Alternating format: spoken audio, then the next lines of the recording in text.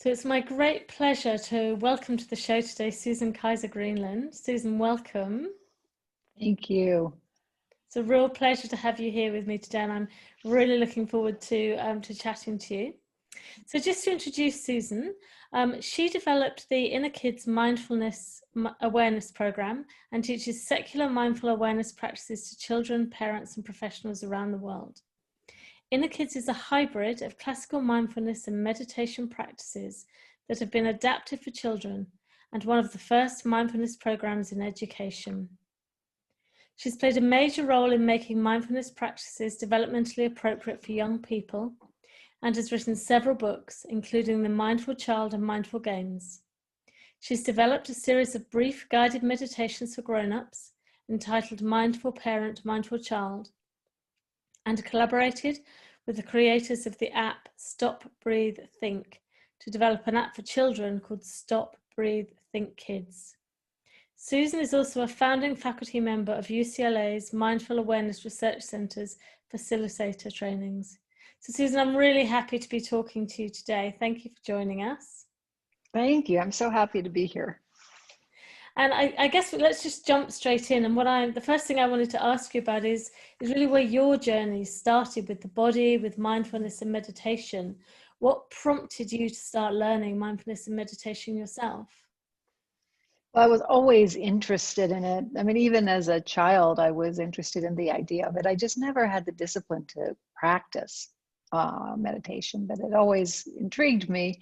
And then to make a very long story short, when I was pregnant with my son, who's 27 now, and my daughter was a toddler, and she's 29 now, my husband, and we just celebrated our 30th wedding anniversary yesterday, or the day before, I think it was. Thank you. So he's just fine now. But at that time, he got diagnosed with a really lousy case of cancer, stage 4 lymphoma.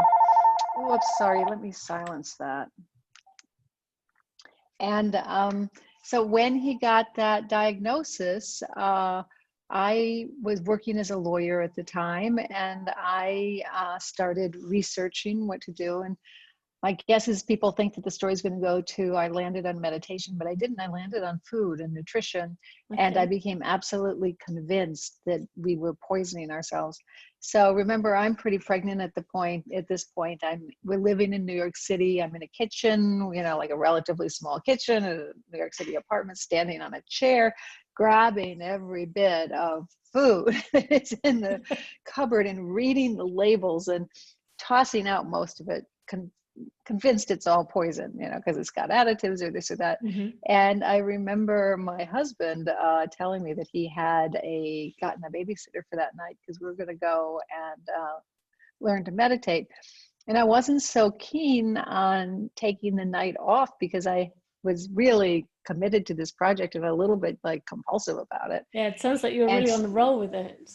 I was on a roll with it, and really, really, determined, which I can get still to this day. I can get that way. And but then I thought, he's got cancer. He wants to learn to meditate. The least I can do is go. And I said something like that to him because I wasn't all that skillful in the moment.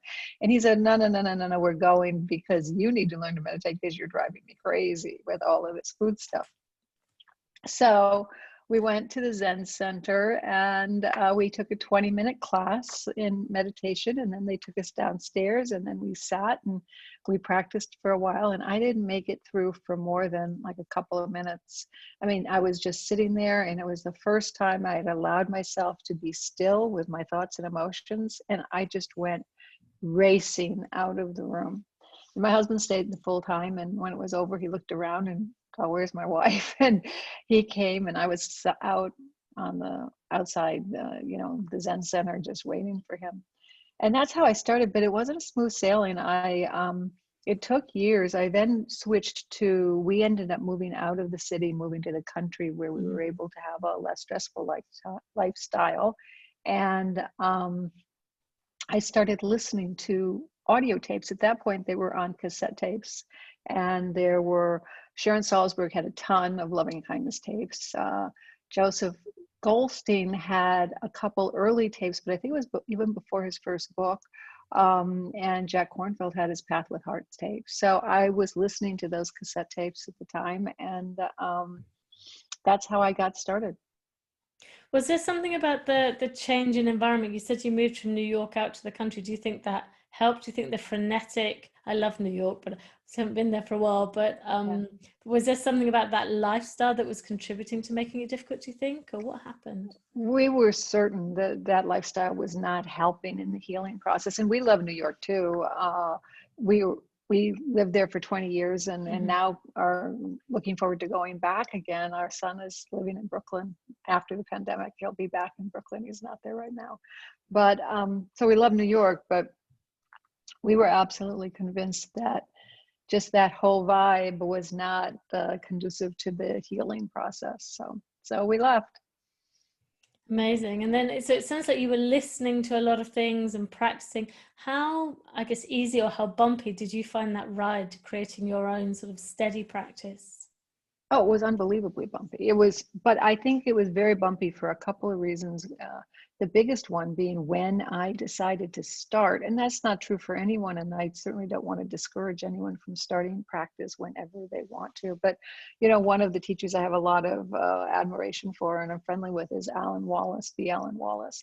And I remember once him giving a talk and telling a story about a woman who came to him in a similar circumstance to when I came, how I started, and how he helped her. But what was foremost on his mind is, geez, I wish you had come earlier.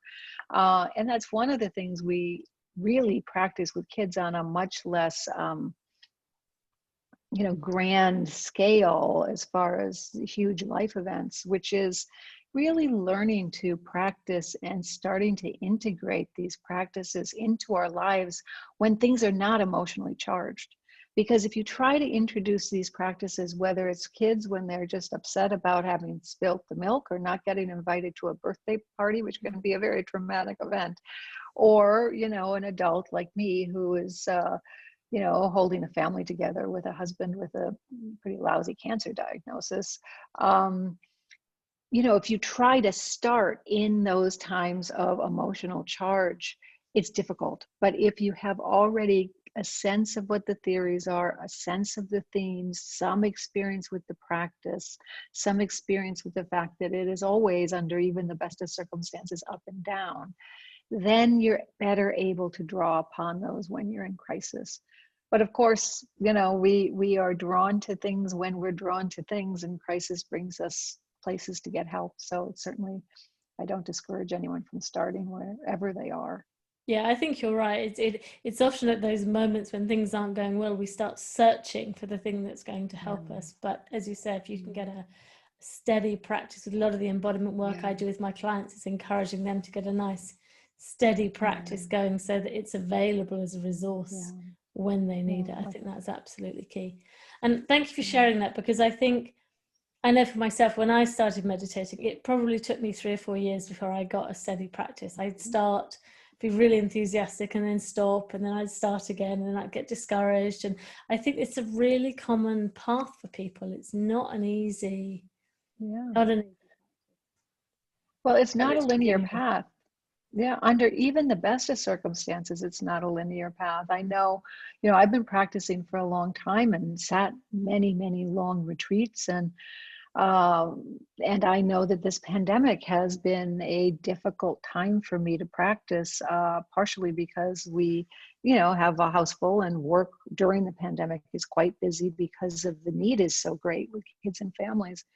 And part of it is just all that's going on and the not knowing. So my capacity to easily just drop into my body and feel embodied and present is not what it was before the pandemic. I mean, I've taken a bunch of online retreats this summer, and so when I was practicing for extended period of time and in close online relationship to the teachings, it was much, much easier. But in the day-to-day, even for people like me and possibly for you too, when things get stressful, it's not as easy as it is when things are going smoothly. Yes, and this is certainly a challenging time to be maintaining things. You think, oh, this is going to be really helpful. I was talking to someone recently, it was actually Mark Walsh, and he was saying, we were discussing how in normal times you have certain practices and they keep you going, and now you have to be doing almost like twice as much, because you sort of get halfway through the day and you're like, oh, I'm depleted, I need to do something else, because this environment we're all in is so depleting for us all. So, but it sounds like the online retreats were a really good resource for you. Oh, tremendous. I was so grateful, and I'm still so grateful for all of the teachers who made themselves so available this summer.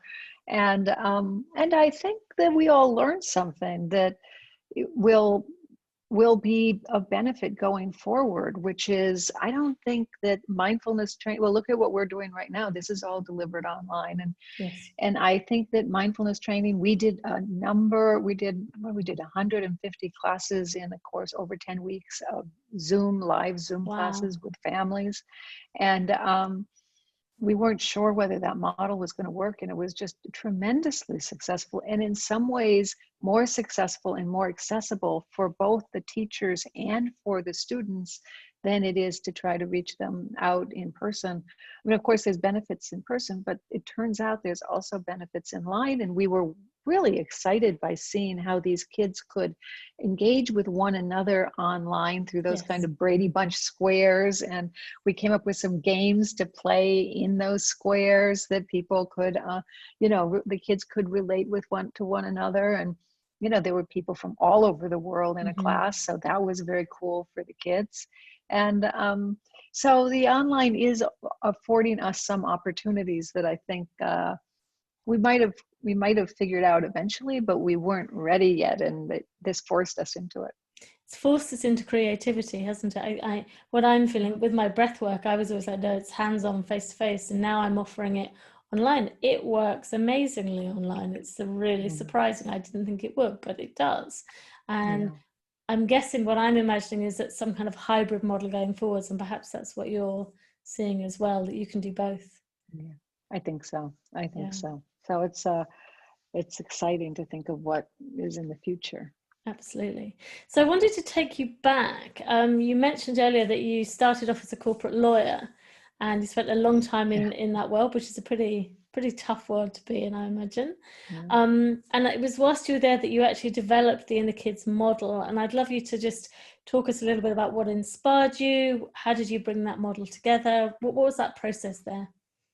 Well, remember, I had my kids, and we, once my husband got healthy again, we moved, instead of moving back into New York City, we actually moved to Los Angeles. So that's when we moved to LA. And then I was here, and it was easier to find a teacher. So I found a teacher whose name was Ken MacLeod, who teaches in the Tibetan tradition, who's a terrific teacher. And I was very fortunate to be around at a particular time that he was giving private instruction on a regular basis. So I had, I think at the time I had a toddler, a preschooler, and a first grader. And what I was working with mostly on with Ken on the time were attention training practices and mind training practices. And at that time, there was nothing for kids. If I would Google meditation for kids, I found Dharma centers, Buddhist centers that had Buddhist programs, but nothing secular. And for our family, even though I am a practicing Buddhist, I practiced Buddhism for many, many years and studied very seriously with Buddhist teachers. For our family, it wasn't a good match, the Dharma centers, although we did try, but it was a little too formal. I think it was so early on in the process then that, people were asking kids to sit with the adults for a really extended period of time. And it just wasn't working with the ages of my kids and all. So I decided I was going to start trying to see if I could modify some of what I was learning with Ken and practicing with Ken for kids.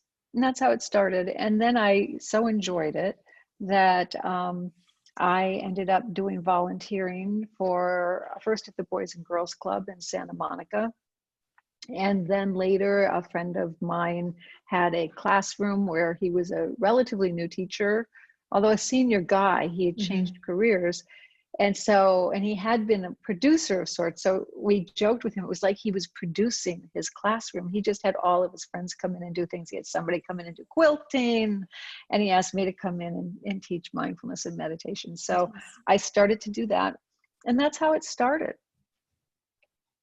Fantastic. And when you talk to children about mindfulness and meditation, I'm curious, how do you describe them to them in a way that they can understand, that's clear? Well, a bunch of different ways, and partially depending on the age, whether it's a young child or older elementary, middle school, or teenager. It's a little bit different, but basically it's paying attention with kindness and curiosity to ourselves, to other people, and to the world around us.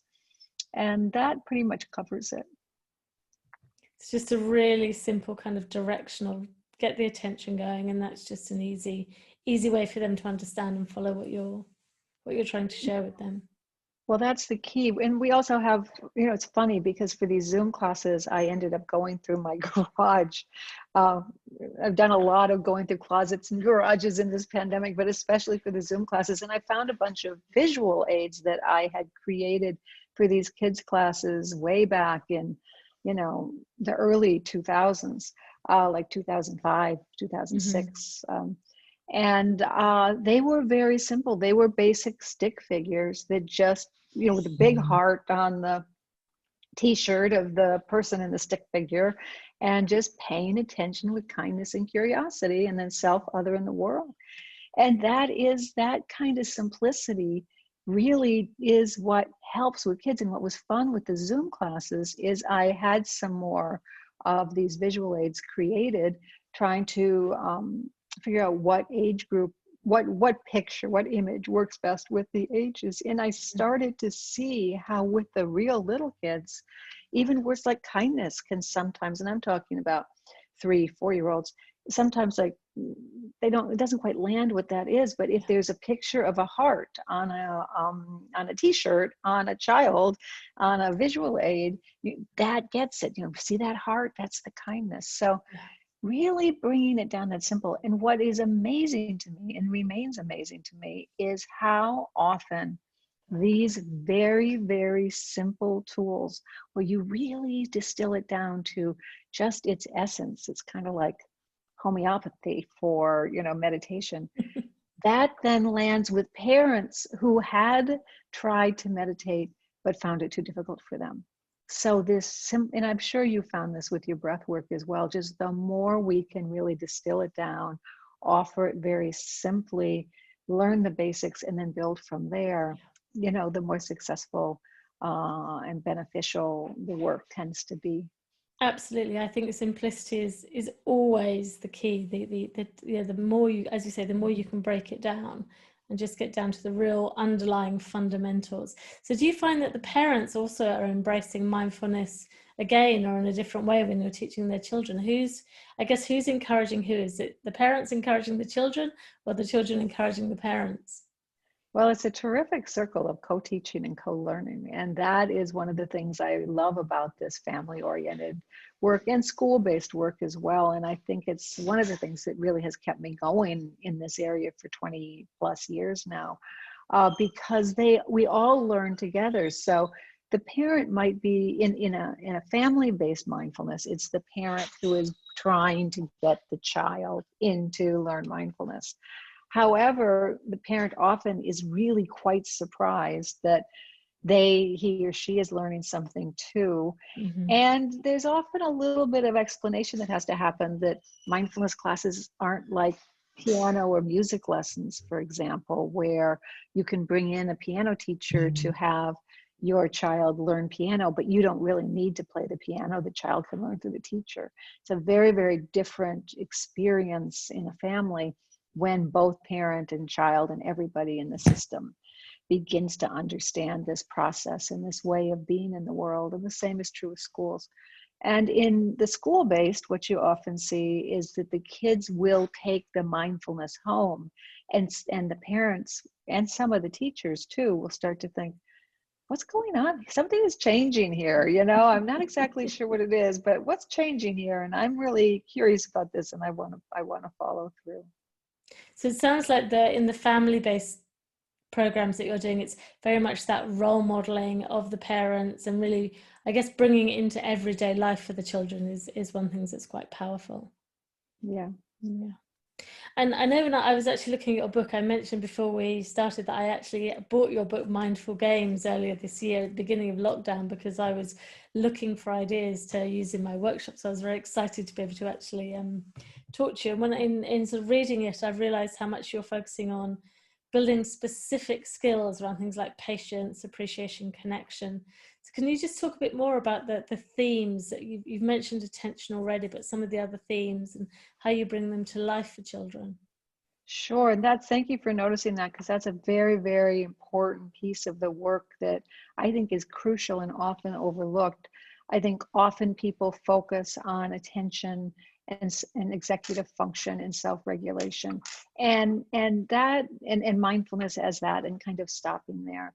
Mm-hmm. And that certainly is important, and it almost does have to come first, because it's very difficult for us to have the bandwidth to consider big picture issues when our nervous systems are all revved up and we've got that speedy kind of energy going. That actually limits our capacity to be able to think broadly.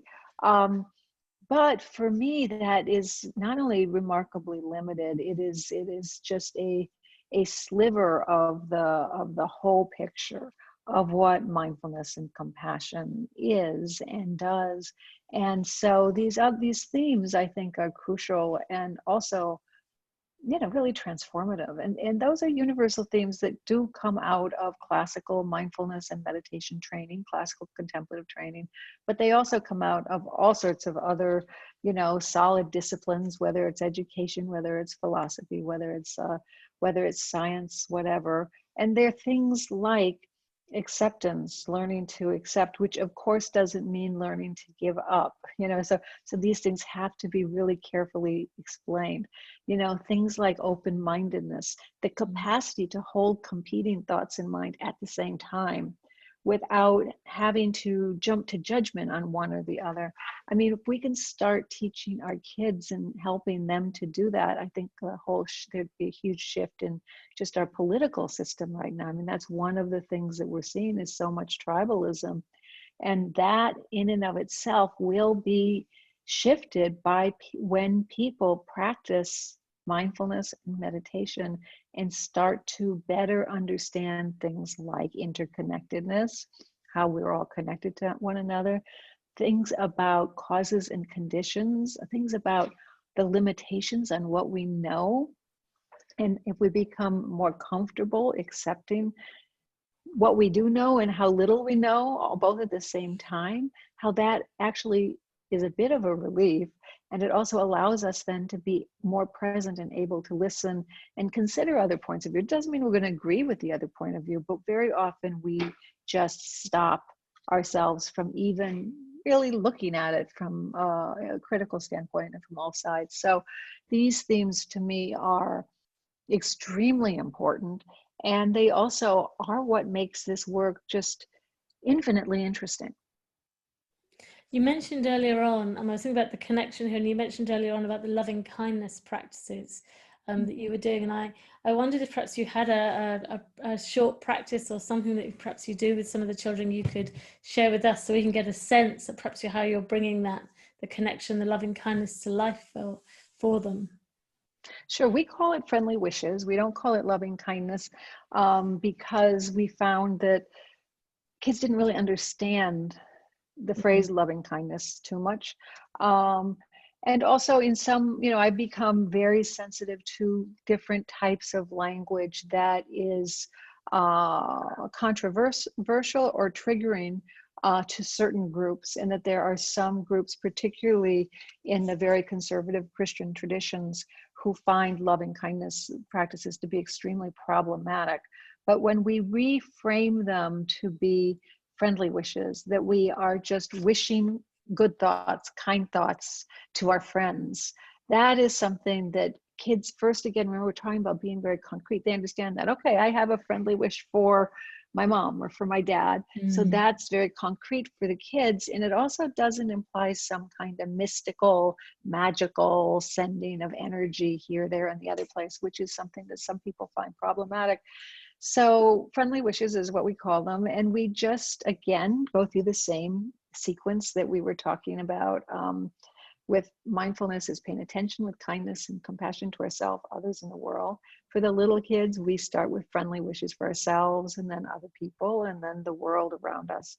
And as kids get a little older, we'll add friendly wishes for people who bug us or people who get on our nerves, which is a very, very useful. It's a bit harder, but it's an extremely useful practice for siblings. Yeah, and I'm really interested in this sense of really thinking about the language that you're using, which I think can be incredibly important. I mean, certainly cross-culturally, as you're saying, with different demographics within a nation, just making sure that taking that very secular approach and making it much more accessible to everybody. It sounds really important. Yeah. It's certainly important to me, and it has proven to be helpful in all of the work that we've done. You know, and I think if we put ourselves in other people's shoes and walk in their shoes, it makes sense. You know, it's the respectful thing to do. And then, of course, very specifically, we want to be using words that kids understand. And we also want to be using words that adults don't find jargony. So a lot of words that in the meditation community we think of as we truly understand what they mean, to people from the outside, they're a little head scratching and sometimes called jargony. So for real little kids with friendly wishes, because I know you were asking about practices, remember we also try to embody them. I think this is the embodiment conference, so that's a good thing to remember. And we try to bring in physical movement as well, because so many of our kids and adults honestly get a little bit antsy sitting still. So it's good to have some movement. So we start by giving ourselves an imaginary hug. So we give ourselves a little hug, and often we encourage kids to move back and forth. And then while they are hugging themselves, giving themselves an imaginary hug, they can close their eyes if they like, and just bring a picture to their mind of themselves in a place where they're happy and healthy. They have everything that they need, and they feel peaceful and calm and lots and lots of love. Then we just extend our hands a little bit and think about giving a hug to somebody else. So, and this is great in family mindfulness. If you have a parent or a caregiver in the Zoom frame or in the room, you can actually give the hug to the parent or the caregiver, and you give a hug to somebody you love. And again, you imagine wishes you have for that person. What do you wish? You wish that and in the classical tradition, we wish things like love and peace and ease. But with little kids who are very concrete thinkers, we don't discourage them from wishing things like, you know, I really wish that you get that promotion that you were looking for, Mom, or I really wish, Dad, that you're able to win that golf tournament that you're in. I mean, that was a sexist, gendered decision there on choice. But so, Mom, I wish you are success in your golf tournament. So let's put it that way. And Dad, I wish you success in making this angel food cake recipe. You know, they can be very, very specific, these wishes that we have. Then we extend it more. We make our arms a little bit wider. And then we think of people in the community that we can add into this group hug. And then we have wishes for them. So they can be wishes for friends. You know, I wish that you have lots of fun today. I wish that you are very, very happy. I wish that you are able to see your friends and get some play dates, those kind of things, especially during the pandemic. Those were a lot of the wishes we heard. And we also heard during the pandemic a lot of wishes from the kids saying, I wish you would wear your mask correctly. The number of kids who were commenting on, I wish you would wear a mask in general, and I wish you would not put it over your nose and not just your mouth. I mean, this was coming from the children, not from the parents. And I was just not surprised, but always impressed and kind of blown away by it. And then last, we stretch our arms out wide and we imagine hugging the globe. And can you imagine wishes and giving the whole planet. And can you imagine a planet where absolutely everybody is happy and healthy and safe and has everything they need and all the food to eat and all the medicine that they need. So that's, and then again on the planets, we heard a lot from the kids about the rainforest and the dolphins and all sorts of things that are on their minds. And so it's a wonderful opportunity to have those conversations in the context of practice. And so it sounds like a real sparking point as to what do we mean? What are the conversations we want to have as a family, as a community, as a country, and just really getting the children involved. And I love the fact that you do concrete things with them, because I guess it's getting the principles for them, and as they get older they can develop, you know, the different understandings that perhaps as adults we might have of loving kindness or friendly wishes. Right. But I really like friendly wishes. I may borrow that from you. Oh, welcome to. Because occasionally I do breath classes with children, and that sounds like a really nice thing to take. Well, I love these concrete conversations with kids and with teenagers, and frankly with parents too, because it's where everything starts. You know, if we start with the theoretical, first of all, developmentally, the little kids aren't there yet. They don't yet have the developmental capacity to understand some of these big words, unless if they're really, you know, broken down for them. But also for adults, if we start with the theoretical too soon, we can get caught up in concepts that really are not consistent with necessarily what we're saying, or it's all in our head and not in our body at all. But if we start with something very specific that is coming from them, as opposed to coming from the outside, then we tend to be able to get a little bit more of a felt sense, a visceral sense of what we mean. And with that, we can build. From that, we can build. So you're really grounding it in the real world, in things that make sense to them first, and then going, okay, where do we go from? Yeah.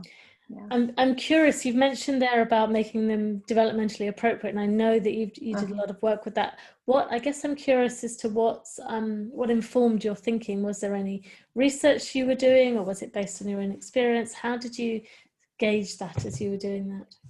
Well, in two different ways. I mean, although my degree is as a lawyer, I don't have a degree in education. My mother was a kindergarten teacher, and my sister's a 30-year classroom teacher. I come from a family of teachers. I kind of know why I didn't get an education degree, but I regret it a little bit now. However, I was and have been unbelievably fortunate that in my years of really classroom work, I basically was a student teacher in many respects in some terrific classrooms with a bunch of terrific directors and school directors. And so it was a combination of my own trial and error and my own study and meditation and and all of the work that I was doing with teachers, because they would be in the classroom while I was teaching. They were always part of the school, of the circle. And then there was a good number of years, especially in the preschool area, where I was working with a particular school, and Gabe Harwin was the director of that school, and she's retired now. And she and I would meet once a week and go through what was working and what wasn't working. So it was through that process of trial and error that I really got to understand what was landing. And then, of course, there's plenty of books that I have read and continue to read, and some great books that just outline basically developmentally where kids are at a particular age. And I strongly suggest that any parents who are interested in this kind of work do get some general, really basic books on, you know, what to expect at first grade, what to expect second grade, what to expect in third grade. I think it's helpful with the meditation, but I think it's helpful with just raising kids. Because what I have seen, the Zoom classes allowed me this summer to really get in there and start working with kids again, which was extraordinary and so much fun. And I will carry that into the fall. But mostly for the last 10 years, I have not been working with children as much, although I've been working with them some, and I've been supervising or training teachers. And what I have found in going in and watching teachers teach mindfulness, even teachers who do have education degrees, is that very frequently they were leading practices that were a bit over the kids' heads, or leading them in such a way that it would be very, very tough for the kids to understand what was being talked about. So I think there's a lot of good resources out there for people to take a look at. Yeah.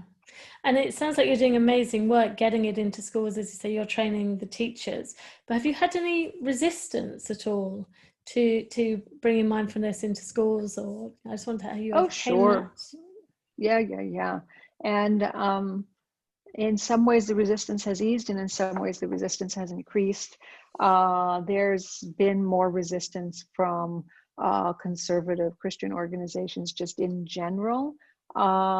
So there is that, but that hasn't really stopped anything from happening in my world. But there's different kinds of resistance. There's resistance to spending time on this when school time is so limited, and that it takes, the thought is that it takes away from, the hard, reading, writing, arithmetic type things. So, and then there's just some parents who just plain don't like it. But what I have found is, and I continue to work in this way, and it's very different from some of the large programs out there. I work very small. I always encourage schools to start small.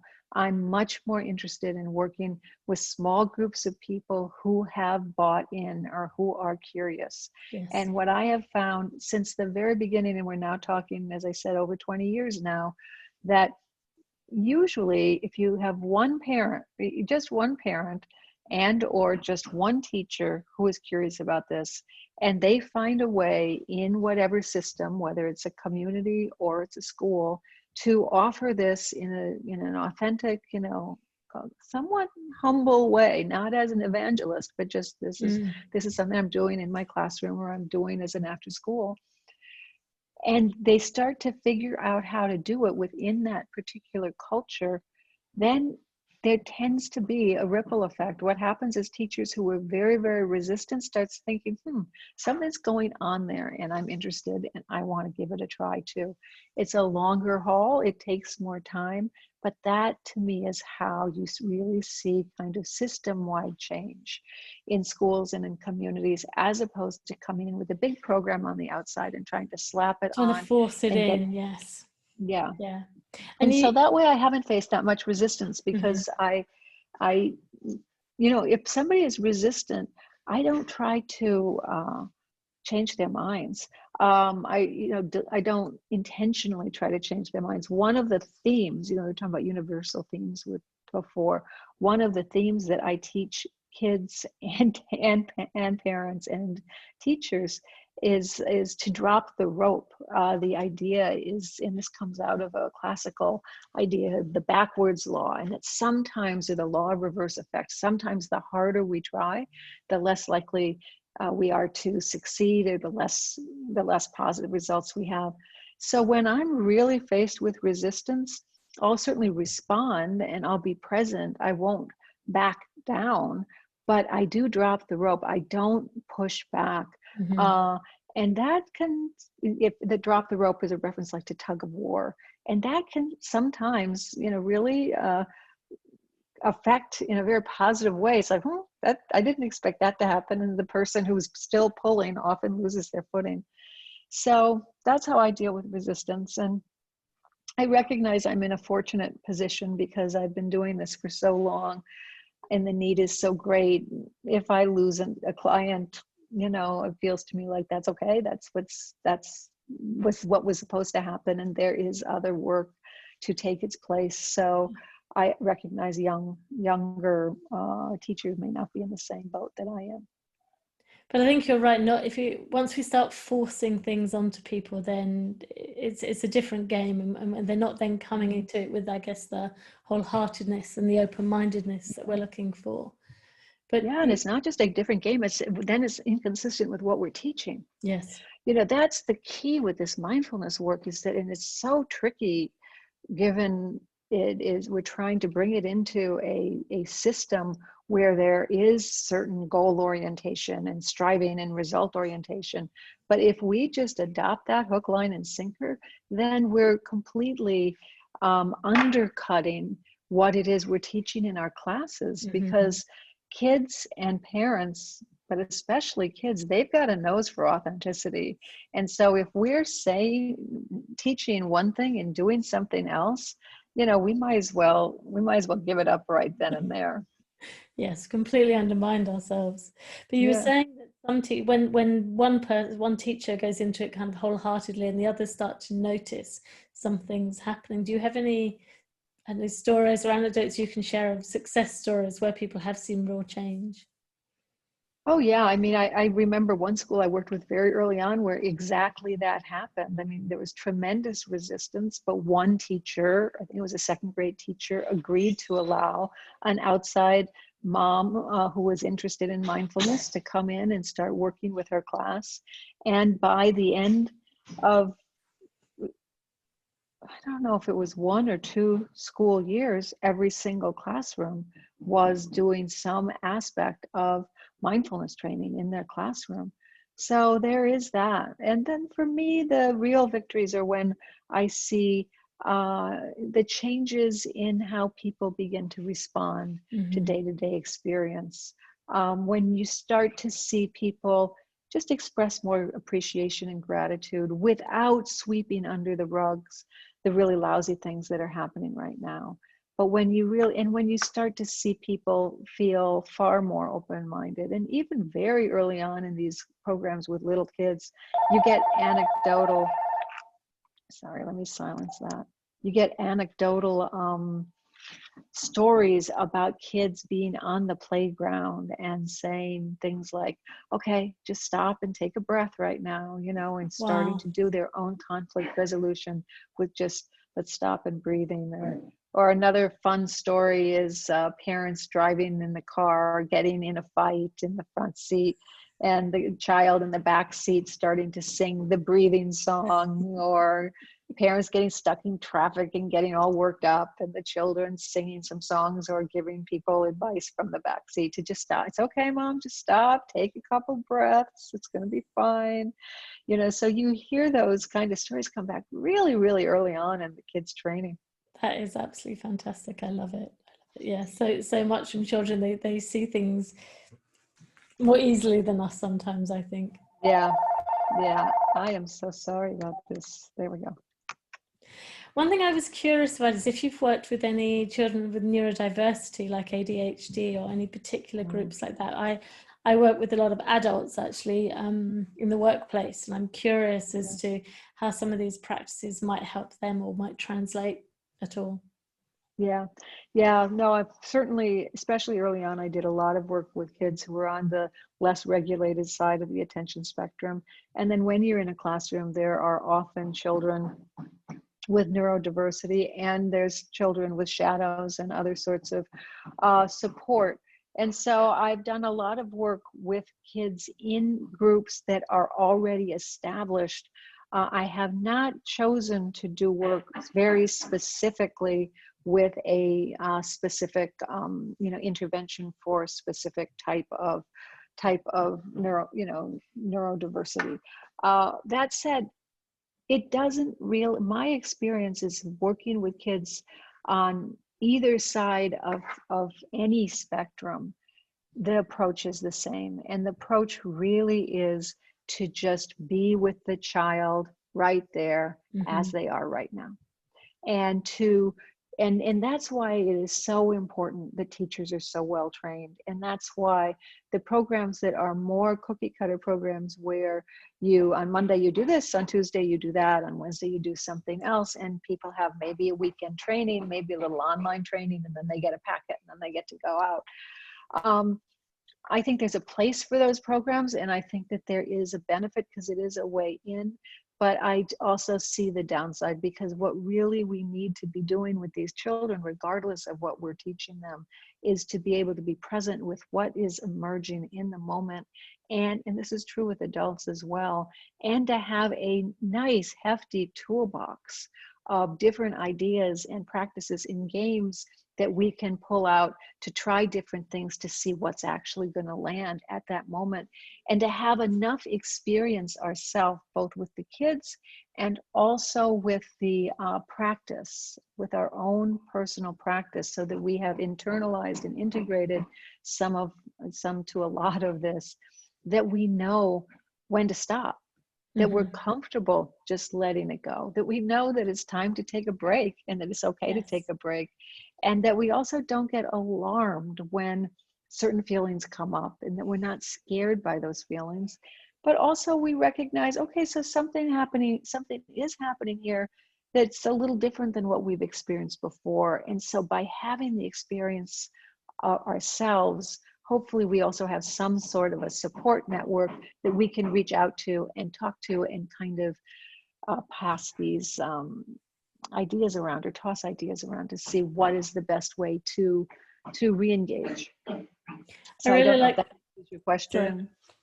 I was just going to say, I really like this notion of being absolutely present with what's arising in the moment. And it's, even as an adult, it's one of the hardest things, where our heads are always either in the past or in the future, or mine is, it seems to be. So just getting really present sounds really important. Yeah, I think it is. I was wondering if you had something, it's during the podcast, sometimes we share some, actually we do like a short practice or something, and I wondered if you had perhaps a body-based practice you could share with us that would help people to just experience, if they want to get really present with their child and just get into the moment. Is there something you could share with us, Susan? Sure. A really easy thing to do that is very body-based with children, and remember, it varies depending on the age of children. But if your child is game to do this, unfortunately, I can't lead you through it, but I can describe it. Absolutely. Is if you are sitting here, so let's say you're sitting here, if you're able to sit cross-legged on the floor, great. So if you're sitting cross-legged on the floor here, and this is your back, and you have the child sit cross-legged on the floor here, and this is his or her back, and you sit back to back, so your backs are touching. And then if you like, you can sort of combine elbows and hold, and then you synchronize your breathing. And you just breathe together. And remember, as the adult, you really try to synchronize your breathing with the child as opposed to the other way around, and really get a sense of what that's like to breathe together. And then once you have a sense of that, that's something you can carry with you as a bedtime ritual. I mean, one of the things I remember this both when my children were very young and when my parents were ill and dying. Just the capacity to be able to stay with them and to breathe with them and really synchronize your breathing to them, and that this process has a very strong regulating effect. So again, we're regulating and co-regulating one another. So even though we may be the ones who are synchronizing our breathing to the child or the adult, the fact is that the child is regulating us as well. That process is also regulating us. That sounds like it's tapping in a little bit to the polyvagal theory about the co-regulation and that creation of safety that we have when we're co-regulating with each other. Yeah. Really interesting practice. I love it. Thank you. Yeah. And assuming people are getting a practice going with their children, how do they keep them engaged? How do they keep it so that they can really integrate it into their children's lives, into their family lives, so that it becomes a real resource for them? Yeah, well, again, we have to have realistic expectations. You know, we think about our own practice and how we may have a lot of aspirations, but how often do we actually follow through? So again, we have to be realistic about kids. But the general idea of short moments, many moments throughout the day, and this idea of dropping brief moments of awareness in throughout the day. So there's all sorts of things we can do. We can put, like, we have some doorknob holders we'll put on the kids, or doorknob hangers, and we'll put on kids' doors that say, remember to take a breath, or, something, or send a friendly wish, or what are you grateful for right now? And really just dropping in those simple prompts in throughout the day go a long, long way. And then often having a nighttime ritual, a bedtime ritual, or a ritual at the dinner table or the breakfast table, at some time during the day, but choosing a couple points where you have a ritual. That we still to this day have a ritual of a gratitude practice, or just saying something great they're grateful for before every dinner. And it just becomes part of the fabric and part of the view of the family. So that sort of thing. And then being available for the children when they are interested in diving in a little bit deeper. And last, but probably most important, is this idea of your own practice, of really developing your own practice first. And having your own practice, having your children see you practice. So that doesn't mean we don't need to always go off in a corner and practice on our own, although sometimes we need that time to do. But also having people just sit and practice for a second. Just take a brief moment and a few breaths and model that. Mommy's mind is a little bit worked up right now. Can you just hang out with me for a second? I'm going to take 3 deep breaths. Will you take them with me? 1, 2, 3. And that's it. And what you're doing there, 1 is you're using that opportunity to settle yourself. And 2 is you're modeling how these ideas actually work in daily life. So these really become skills for life, and everything you're describing are all things that as adults are equally useful for us. Having ritual in our day, having those regular moments. I love the idea of the prompts, what are you grateful for? Just something up around the house, just to remind us regularly, just to pause a moment. Life gets pretty frantic. So just have that moment, as you say, to breathe and just go, okay. Yeah. How am I? Yeah. And Post-its are very helpful. We had something when our kids were growing up, everybody was like trying to get out the door to get to school or work, but we stopped at the front door and we took a few deep breaths. You could put a Post-it on the refrigerator saying, take a breath, or take 3 breaths before you open the refrigerator. Any place that people often are, just building in this pause, this kind of mindful interrupter, an interruption of your usual routine. And that in and of itself, little by little, starts to change, the pace, and starts to help with our reactivity, because that is one of the places we see huge benefits with kids very, very early on, is the decrease in just reactivity, the ability to just stop, even for an instant. And that goes a long, long way. So that opportunity then to pause and choose, how am I going to respond, rather than just instantly reacting in the same whole way. Yeah. And I put another beat in there too. Pause and feel. Pause and just note what's happening here. What's happening in my body and what's happening in my mind. I mean, I had craziest thing happened to me. It's so this practice is so humbling. I've been doing it for over 20 years now in a very serious way, close to 30 years in a less serious way. And the other day we had a scare, and everything is fine, but a scare when my son was in the emergency room. So I get in the car, and of course it's COVID, which means you can't get into the emergency room. But I wanted to be able to find a way to at least connect with the doctor. I get in the car, and I was driving quite fast, for me anyway. And I knew that I was not in my body. I mean, I had this thought over and over again, Susan, you're not in your body. Susan, you're not in the body. I did not stop.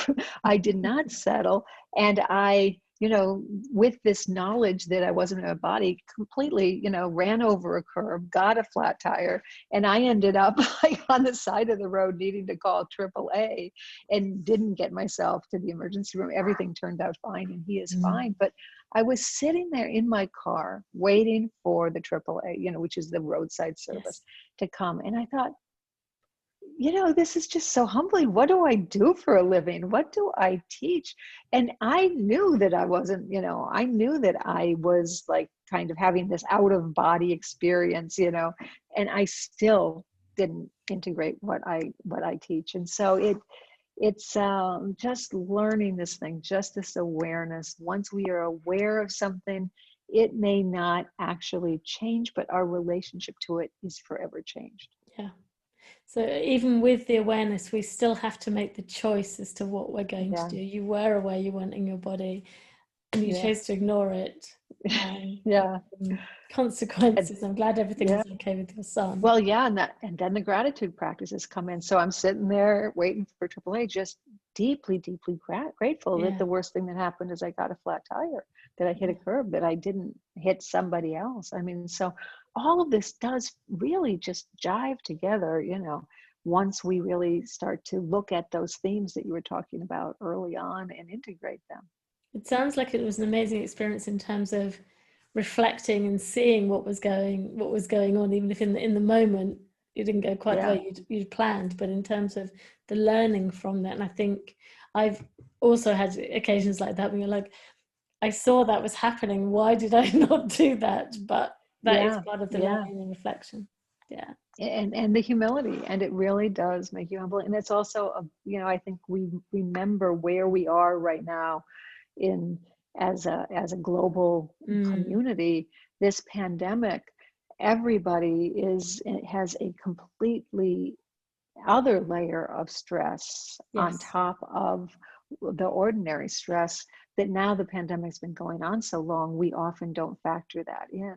And I know for myself that the pandemic alone has not only affected my capacity to be able to hold strong, big emotions without reacting to them and with a sense of humor, it has truly affected the capacity of almost everybody, if not everybody, that I'm working with or that I'm coaching or that I'm mentoring or in my family unit or my friends. So being able to hold all this in mind and have some humility and a sense of humor and of course some compassion for ourselves and give ourselves a break over it, those are the things that come through daily practice and Yes. consideration, reflection on these themes. Yeah. And so, as you say, certainly at the moment, the more compassion for ourselves and others we can have, that level of Yeah. stress has become normalized in a way that Yeah, isn't normal.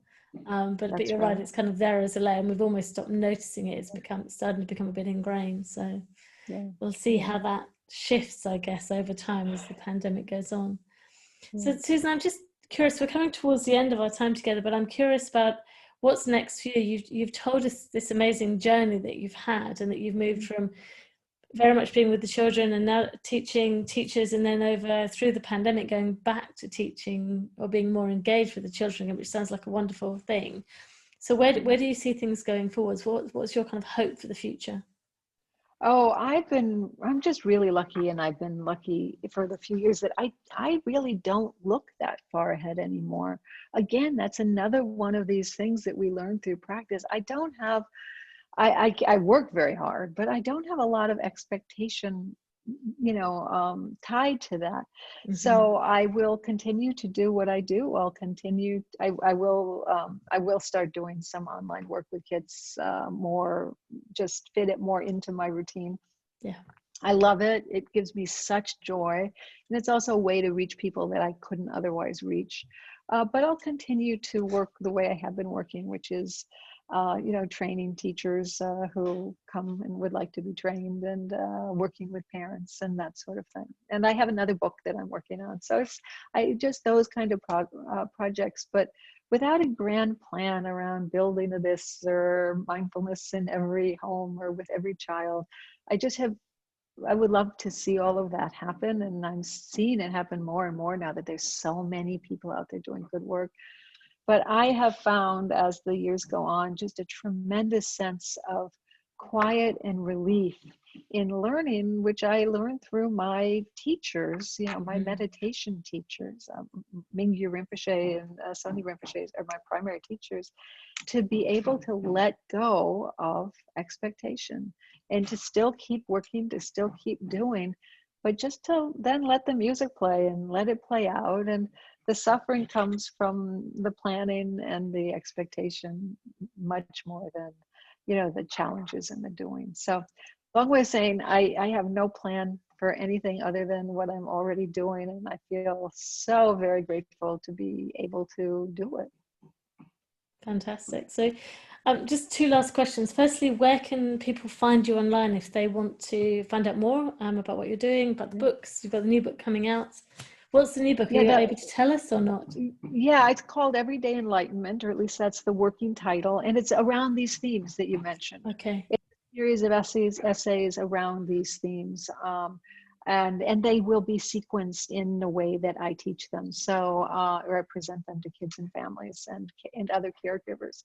So I'm excited about that book. It'll be a while before it's done, but it's fun in the writing.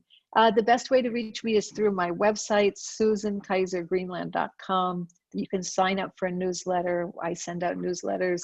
I used to send them very regularly. That too is easing up a little bit, but the newsletters are always practice-based with specific videos and audios and things we think you'd like to know about other programs that are going on in the field. I like to be able to use that as a way to promote field development. And then I'm on all of the social media platforms. Just you can follow my name, find my name, and you'll find me there. Perfect, thank you. And then just, I guess, any last comments or thoughts, anything that you would say to encourage people and their children to get more into mindfulness meditation? Yeah, just have fun with it. Just think of it not as another thing for your to-do list, but as something that actually can be playful fun and a way to connect with one another. So a lot of people come to this practice because they're trying to fix something and that they need help on something, and it is useful for that. So I'm not discouraging that, but then that sometimes loses just the playful quality and the enriching quality. And so that's what I would say. And you know, just start with small things that actually resonate for you. Mostly for the adults, what I would say, practice yourself and see what works for you. Because remember, all of these practices really land with different people differently based on how people are wired and their personality types. So that's why the classical contemplative practices, like, you know, teachers like the two teachers I just named, Soni and Mingyur Rinpoche, they talk about how different practices work with different personality types and different experiences. The same practice, different personality types will have a different experience.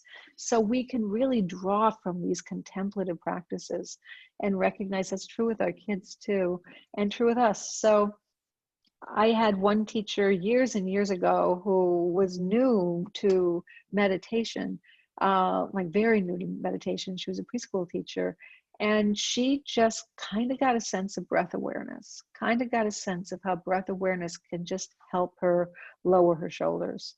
Mm-hmm. And she really wanted to share this with the kids, but she didn't know much more than that yet. Now she's actually quite a senior mindfulness teacher, and you know, does wonderful work in schools. But it was the very beginning. I said, just stay with that. Just teach what you know. Just talk to the kids about what your experience is. And that's how she started, and she really landed with her preschoolers. So for adults, try a bunch of different things, see what feels right to you, see where you get a visceral, embodied sense of a shift, and then share that. That sounds like the perfect place to finish our interview, with a visceral, embodied sense of what works for you. So thank you so much, Susan. It's been a real pleasure to meet you. I really appreciate you coming on the podcast. Thank you, and I appreciate you putting up with all of the different noise and all that was happening in this household this morning. It's full of people because of the pandemic, and so it's a little less calm and quiet than it would ordinarily be. So thank you for your patience with that. Yeah, it's wonderful to have you here. Thank you.